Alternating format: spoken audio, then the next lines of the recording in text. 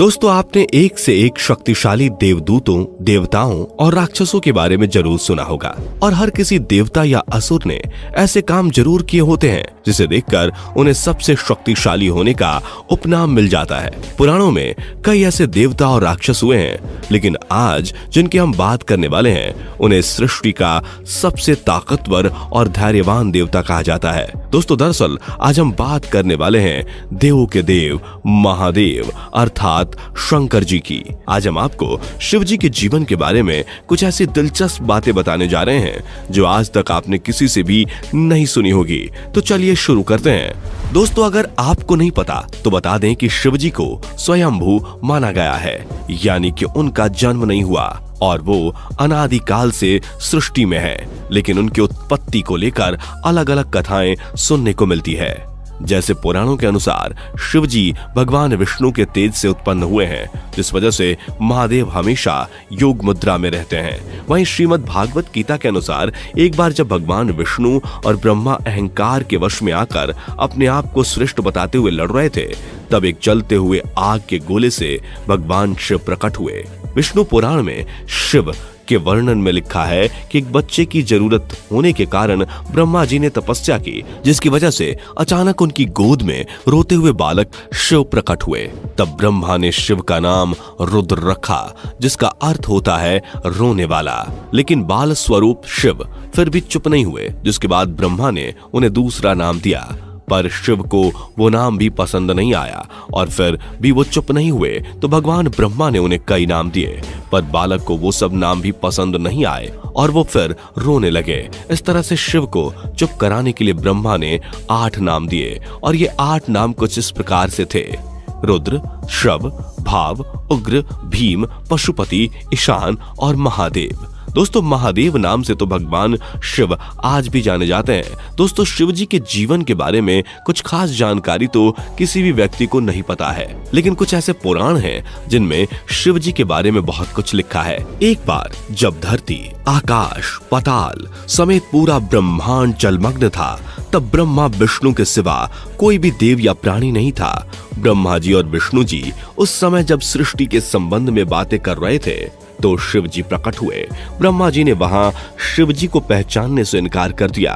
तब शिव के रूठ जाने के भय से भगवान विष्णु ने अपनी दिव्य दृष्टि देकर ब्रह्मा जी को शिव की याद दिलाई। तब उस समय ब्रह्मा जी को अपनी गलती का एहसास हुआ और उन्होंने शिव जी से क्षमा मांगी।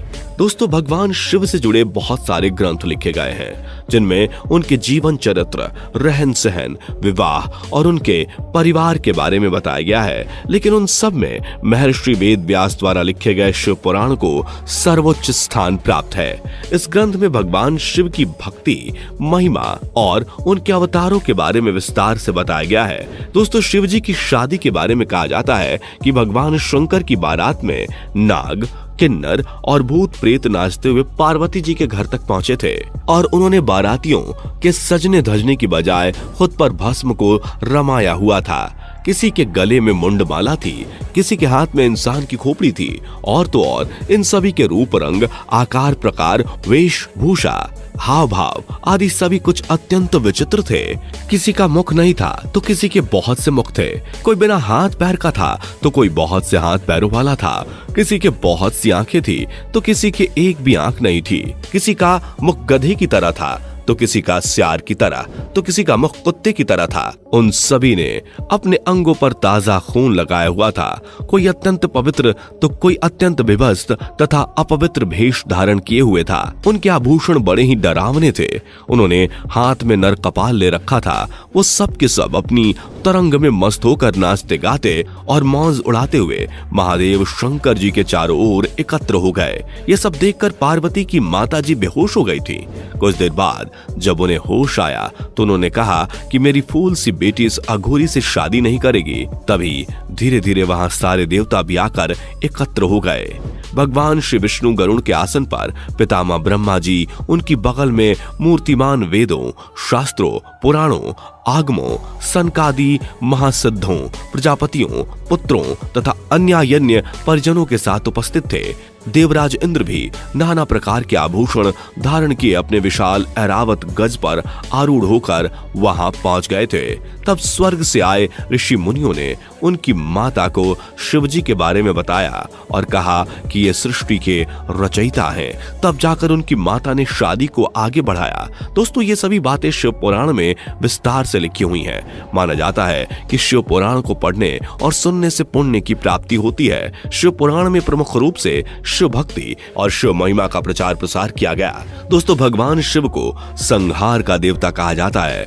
भगवान शिव सौम्य आकृति और अपने रौद्र रूप दोनों के लिए प्रसिद्ध हैं। अन्य देवों से शिव को अलग माना गया है। सृष्टि की उत्पत्ति, स्थिति एवं संहार के अधिपति शिव ही हैं। त्रिदेवों में भगवान शिव संहार के देवता माने गए हैं। शिव अनादि तथा सृष्टि प्रक्रिया के आदि स्रोत हैं और ये काल महाकाल ही ज्योतिष शास्त्र के आधार है। शिव का अर्थ यद्यपि कल्याणकारी माना गया है, लेकिन वो हमेशा लय और प्रलय दोनों को अपने अधीन किए हुए हैं। राम, रावण, शनि, कश्यप ऋषि आदि कई इनके भक्त हुए।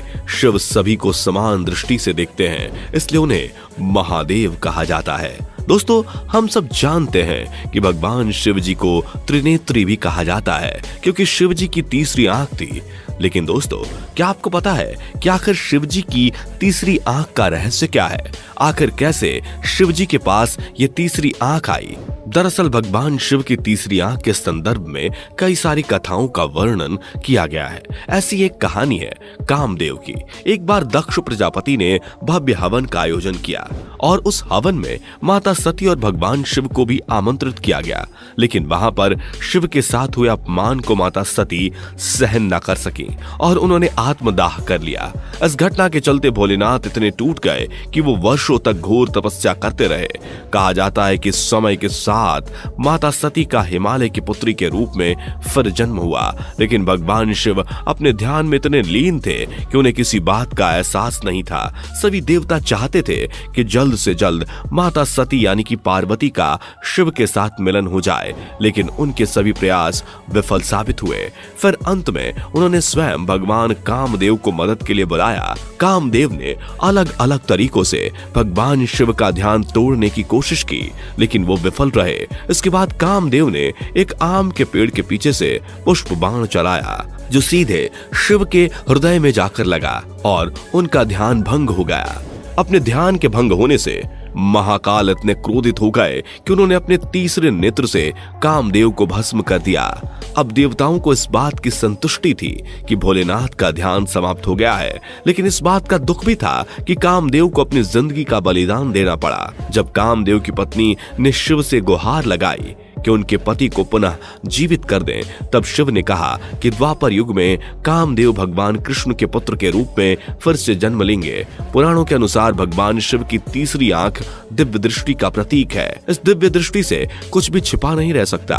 कहते हैं कि भगवान अपनी इस दिव्य दृष्टि से दुनिया के ऊपर नजर रखते हैं। उन्हें सब पता होता है कि कहां क्या चल रहा है। ये भी मान्यता है कि भगवान शिव की तीसरी आंख खुलते ही समस्त सृष्टि भस्म हो जाएगी। दूसरे शब्दों में कहा जाए तो महादेव के क्रोध के सामने किसी की भी नहीं चलती।